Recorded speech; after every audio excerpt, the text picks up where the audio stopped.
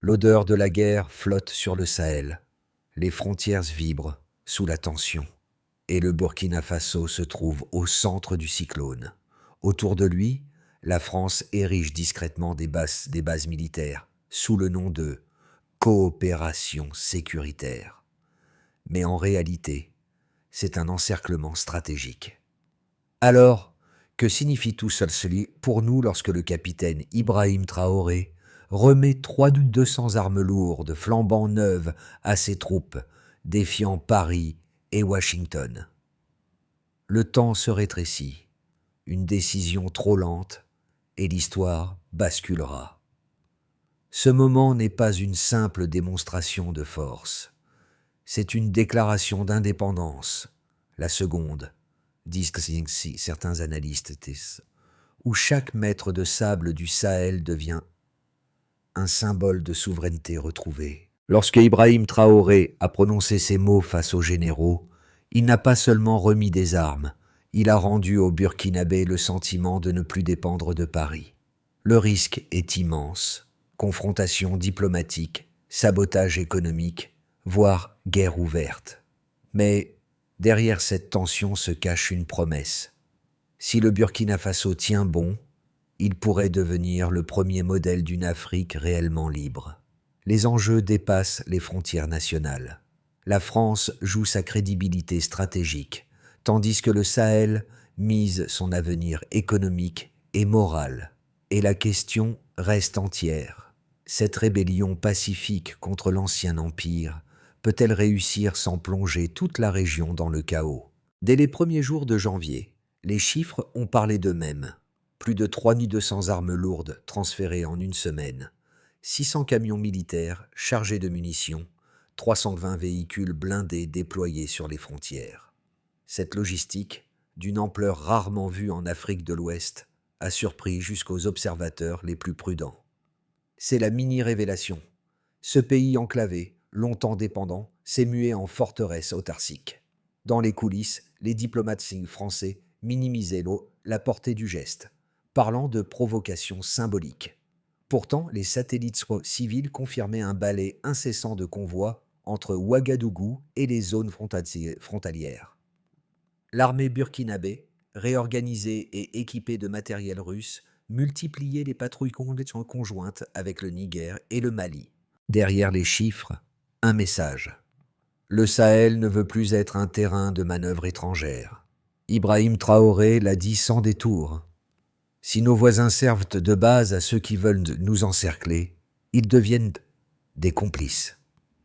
Cette phrase, reprise des milliers de fois sur les réseaux africains, a cristallisé une opinion publique déjà impatiente de rupture.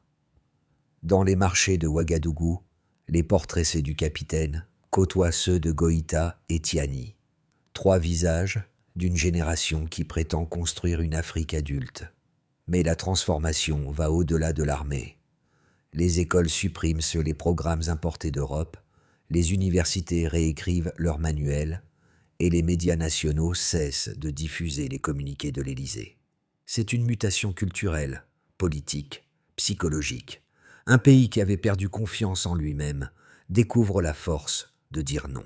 Pour la France, habituée à régner par l'influence plus que par les armes, le choc est profond. La France-Afrique vacille sur ses fondations.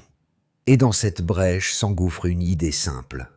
Si le Burkina Faso peut s'affranchir, pourquoi pas les autres? Au cœur de cette mutation, Ibrahim Traoré n'apparaît pas comme un autocrate, mais comme un symbole. Dans les rues de Ouagadougou, les affiches le montrent en treillis, poings levés, entouré d'enfants souriants, l'image d'un chef qui se veut proche du peuple. Les témoins racontent comment, après la cérémonie de remise d'armes, il est allé saluer des soldats blessés, puis a déjeuné avec des mécaniciens militaires dans un hangar ouvert. Ce geste, banal en apparence, a eu un effet d'onde. Les officiers disent qu'ils parlent plus de mission que de victoire. Les civils l'écoutent comme on écouterait un frère aîné, direct, calme, sans rhétorique inutile. Son style contraste avec la froideur des anciens présidents formés à Paris. Dans les villages du Nord, les radios communautaires diffusent ces discours en langue locale. La population y trouve un souffle de dignité nouvelle. Mais l'impact le plus fort se mesure à la mobilisation. En 10 jours, des milliers de jeunes se sont inscrits dans les unités de défense populaire. Les artisans réparent des véhicules, les étudiants traduisent des communiqués, les femmes organisent la logistique des repas. C'est une société entière qui se met en mouvement, réinventant l'idée de résistance nationale. Dans ce contexte, la France perd le monopole du récit. Ce ne sont plus ces médias qui décrivent la réalité du Sahel, mais une constellation de voix africaines connectées, partageant la même conviction. La souveraineté n'est pas un slogan, c'est une pratique quotidienne. Et pour beaucoup, la présence d'Ibrahim Traoré dans cette dynamique prouve qu'un leadership africain affranchi peut exister sans tutelle. Tout a commencé par une série de signaux faibles. À la fin de 2024, plusieurs observateurs notaient déjà un déploiement anormal d'avions français sur les bases du Bénin et de la Côte d'Ivoire. Quelques semaines plus tard, des rapports internes de l'état-major burkinabé évoquaient des vols de reconnaissance au-dessus des zones frontalières. C'est là que Ibrahim Traoré a décidé d'accélérer. En quelques jours, il convoque ses généraux, valide les transferts d'armes russes et autorise l'ouverture de nouveaux points de défense. Le plan est clair. Transformer le pays en un rempart. La cérémonie des armes, filmée à Ouagadougou, devient virale. Sous un soleil de plomb, les soldats alignés, la bannière rouge et verte flottant derrière eux, reçoivent leurs équipements flambant neufs. 600 camions militaires, 320 blindés, 150 véhicules de combat à longue portée. Sur les réseaux, la vidéo est partagée des millions de fois, souvent accompagnée d'un message unique. L'Afrique se lève. Ce moment marque le tournant. Le soir même, les chancelleries occidentales réagissent. Paris parle de dérive autoritaire, Washington de menaces régionales. Mais à Ouagadougou, la population célèbre une victoire morale. Dans les rues, on scande le nom d'Ibrahim Traoré comme celui d'un héros. Des concerts improvisés s'organisent. Les radios locales répètent ces paroles. Si vous manquez de quoi que ce soit, revenez vers moi. Cette phase d'euphorie patriotique s'accompagne d'une réorganisation militaire sans précédent. Les 3 armées du Sahel, Burkina Faso, Mali, Niger, fusionnent sous un commandement unique. Plus de 200 000 soldats sont désormais intégrés dans la force commune du Sahel, appuyés par des ingénieurs russes et des logisticiens chinois. La coopération régionale, autrefois hypothétique, devient réalité tangible. Pendant ce temps, la France resserre son encerclement. Des bases émergent en Côte d'Ivoire, au Tchad et au Sénégal, créant un arc de pression autour du bloc sahélien.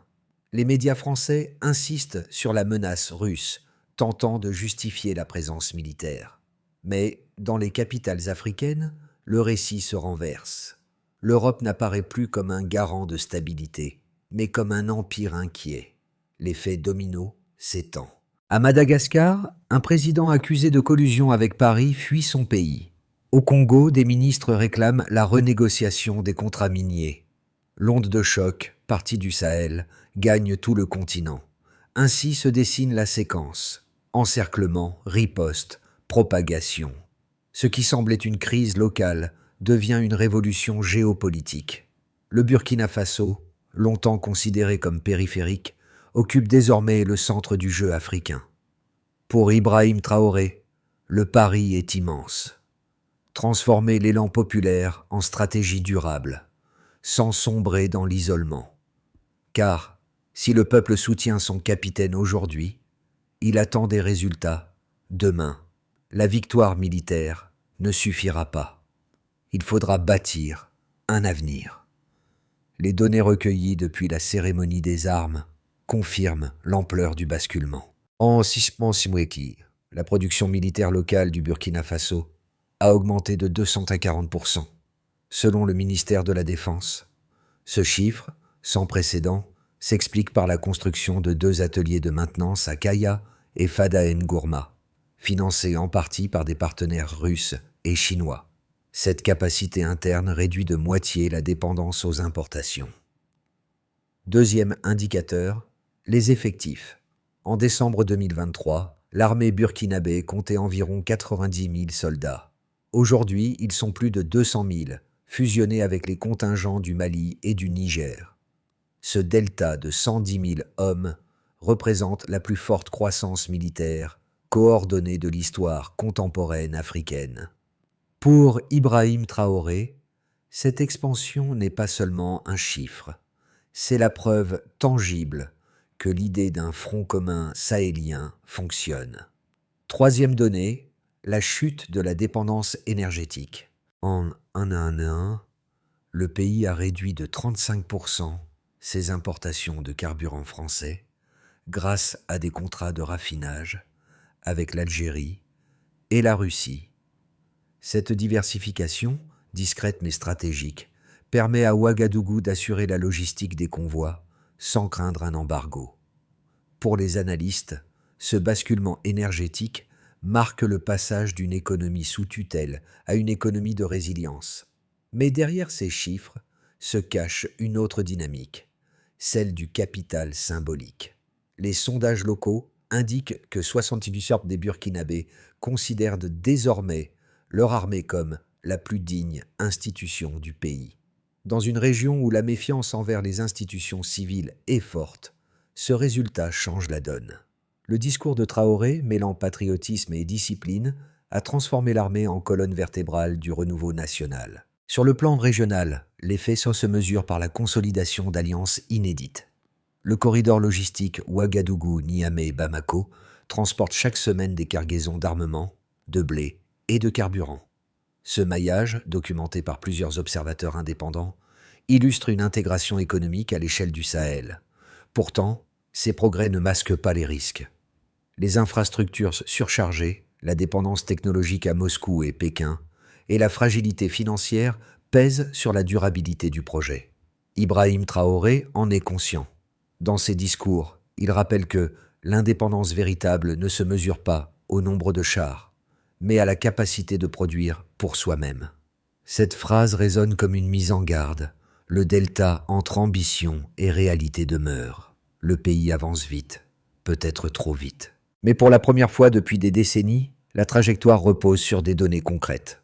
Production, effectifs, énergie. Autant de preuves qu'une révolution structurelle est en marche et qu'elle dépasse largement la symbolique des drapeaux. Les critiques du mouvement sahélien affirment que la stratégie d'Ibrahim Traoré risque d'enfermer le Burkina Faso dans une dépendance nouvelle, celle de Moscou et de Pékin. Selon eux, la rupture avec Paris ne ferait que déplacer le centre de gravité sans changer le rapport de subordination. Ils évoquent aussi le coût social de la militarisation. Budget éducatif comprimé, inflation sur les produits importés, isolement diplomatique croissant. Pour ces observateurs, la seconde indépendance osée ne serait qu'un mirage, un repli identitaire habillé de souveraineté. Le camp opposé répond par des faits. Depuis la réorganisation de 2024, la croissance du secteur agricole a progressé de 7%, les exportations vers le Mali et le Niger ont doublé, et la criminalité transfrontalière a chuté d'un tiers. Ces chiffres, relayés par des sources régionales, illustrent un début de stabilisation. Pour ses partisans, Traoré n'est pas un idéologue. C'est un praticien du terrain qui transforme les contraintes en leviers politiques. Entre ces deux positions, un point d'équilibre se dessine. Oui, l'alliance avec la Russie comporte des zones d'ombre. Oui, l'économie burkinabé reste fragile. Mais ignorer la portée psychologique de ce mouvement serait une erreur. Pour la première fois depuis l'indépendance de 1960, la majorité de la population se sent actrice d'un projet national. L'argument décisif du Stillman pro-Traoré tient en une phrase. Mieux vaut choisir ses partenaires que subir ses maîtres. Mais derrière cette formule se cache une vérité géopolitique simple. Dans un monde multipolaire, l'autonomie se construit par la diversification, pas par la soumission. Ainsi, la question n'est plus de savoir si la voie de Traoré est parfaite, mais si elle est préférable à l'immobilisme d'hier. Et sur ce point, même ses détracteurs admettent qu'il a réveillé quelque chose que la diplomatie n'avait jamais su créer, un sentiment collectif de destin africain. Personne ne nous sauvera. Cette phrase, lancée par Ibrahim Traoré au milieu d'un discours improvisé, a traversé le continent comme une déflagration. En 8 mots, elle résume le tournant historique, la fin de la dépendance psychologique. Quelques jours après, des images satellites ont révélé une nouvelle base souterraine en construction près de Dori. Ce site, gardé secret jusqu'alors, symbolise la métamorphose silencieuse du pays. Le Burkina Faso n'attend plus d'aide extérieure, il anticipe. Dans les universités, on enseigne désormais la géostratégie africaine. Dans les écoles, les manuels d'histoire effacent les chapitres rédigés à Paris. Mais la révélation la plus forte ne tient pas à la technologie ni aux alliances. Elle se lit dans les visages. Les jeunes qui hier rêvaient d'exil parlent aujourd'hui d'avenir sur leur propre sol. Les marchés bruissent de conversations sur la seconde indépendance. Les anciens murmurent que la dignité revient enfin. La mi-temps de cette révolution n'est pas un moment de repos. C'est le passage d'une révolte militaire à une conscience collective. Les répercussions de la politique d'Ibrahim Traoré se font sentir dans 4 sphères majeures, nationales, économiques, diplomatiques et régionales. Au niveau national, la société est en mouvement. Les données internes montrent une baisse de 25% des attaques terroristes depuis la réorganisation militaire de 2024. Les unités de défense populaire comptent désormais plus de 60 000 volontaires, dont un tiers de femmes. Les villages frontaliers autrefois vidés se repeuplent. Les marchés rouvrent et les enseignants reprennent leur poste dans des zones qui étaient devenues inaccessibles. La sécurité, bien que précaire, redevient un bien commun. Au niveau économique, on observe une réorientation forcée. La rupture avec la France a d'abord provoqué un choc. Suspension d'aides, retrait d'investisseurs, chute du franc CFA dans les échanges internes. Mais en réponse, le Burkina Faso a lancé un système monétaire transitoire, fondé sur des bons de commerce régionaux. En un an, les exportations vers le Mali et le Niger ont augmenté de 42%, compensant partiellement la perte européenne. De nouveaux partenariats avec la Turquie et l'Inde émergent dans le textile et les engrais. Les économistes y voient un début de désoccidentalisation pragmatique. Au niveau diplomatique, on assiste à un basculement du récit. Dans les forums internationaux, Ouagadougou parle désormais au nom du bloc sahélien. Le discours était clair. Aucune base étrangère sans mandat africain. Cette position, autrefois inimaginable, a trouvé un écho au sein de l'Union africaine. Ibrahim Traoré, invité à Addis Abeba, y a plaidé pour une réforme du Conseil de sécurité de l'ONU afin de donner au continent un siège permanent. Pour la première fois, les délégués d'Afrique australe ont applaudi debout. Au niveau régional, l'effet d'entraînement est manifeste. Au Niger, des coopératives minières ont été nationalisées à la suite du modèle burkinabé. Au Mali, l'enseignement supérieur adopte la charte de souveraineté éducative inspirée de Ouagadougou. Même au Ghana et au Togo, pourtant proches de Paris, des mouvements citoyens reprennent les slogans du Sahel. Notre terre, notre loi. Pour la France, ces transformations équivalent à un séisme silencieux. L'économie hexagonale, déjà fragilisée, voit ses sources de matières premières se rétrécir. Les journaux parisiens parlent de déclin stratégique, tandis que les chancelleries européennes cherchent à redéfinir la coopération sans paternalisme. Mais au-delà des chiffres et des réformes, la conséquence la plus profonde reste morale, la conviction qu'un petit pays enclavé peut changer l'équilibre d'un continent. Et dans cette équation nouvelle, Ibrahim Traoré n'est plus seulement un capitaine, il est devenu un symbole de redéfinition identitaire. À ce stade du bouleversement, 3 trajectoires possibles se dessinent pour le Burkina Faso et le bloc sahélien. Dans le premier scénario de base, on observe une consolidation lente. Le pays stabilise ses frontières, maintient la cohésion régionale et poursuit sa coopération technique avec la Russie et la Chine, sans escalade militaire. Les infrastructures se renforcent, la production locale se diversifie, mais les tensions diplomatiques persistent. Le risque, une stagnation silencieuse, où l'élan révolutionnaire se transforme en gestion administrative. Dans ce scénario, Ibrahim Traoré devient une figure d'équilibre, garant d'un nationalisme rationnel. Dans le scénario optimiste, l'intégration africaine triomphe. Le Sahel parvient à transformer son union militaire en confédération économique.